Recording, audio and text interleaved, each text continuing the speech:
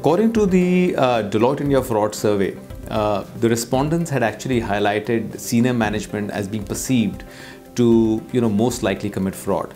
But if I look at our experience, I think all employees are equally susceptible.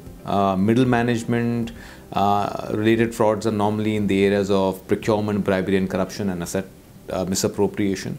When we look at junior employees, we've come across instances where there have been petty cash frauds, data leakage, theft, as well as theft of inventory. But having said that, I think all the employees across the organizations are equally susceptible to fraud.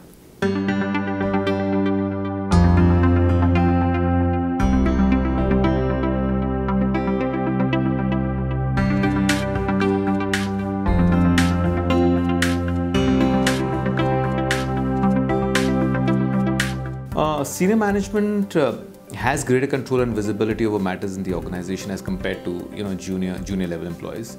There is also a greater possibility to manipulate information at higher levels that can actually impact the company significantly. There have been in recent news a lot of instances where senior management frauds have actually got highlighted, and it's been in the area of either financial statement manipulation or insider trading or instances of conflicts of interest. We also have read in recent times, regulatory non-compliance with respect to organizations, which more often than not are driven by senior management. Over the last couple of years, we've actually seen media highlight instances of fraud involving senior management. So that's why the perception in corporate India is that majority of the frauds are committed by senior management.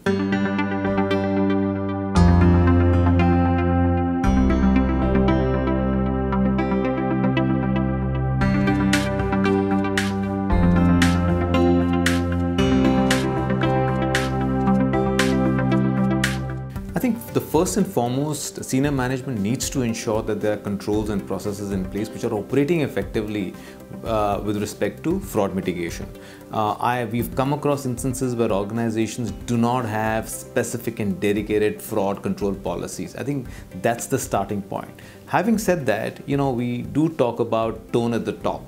Now, it's very important to demonstrate the tone at the top, especially with respect to its implementation. The way the senior management operates and behaves with external stakeholders has a very strong bearing in terms of how the employees perceive the business is being run. So it's very important for the senior management to walk the talk. Whenever they come across instances of fraud, I think there should be zero tolerance, which should be demonstrated effectively. The minute we start compromising on demonstrating zero tolerance, we've actually highlighted an acceptability to a behavior, and I think then you've actually open a can of worms, and it then becomes very difficult to control it.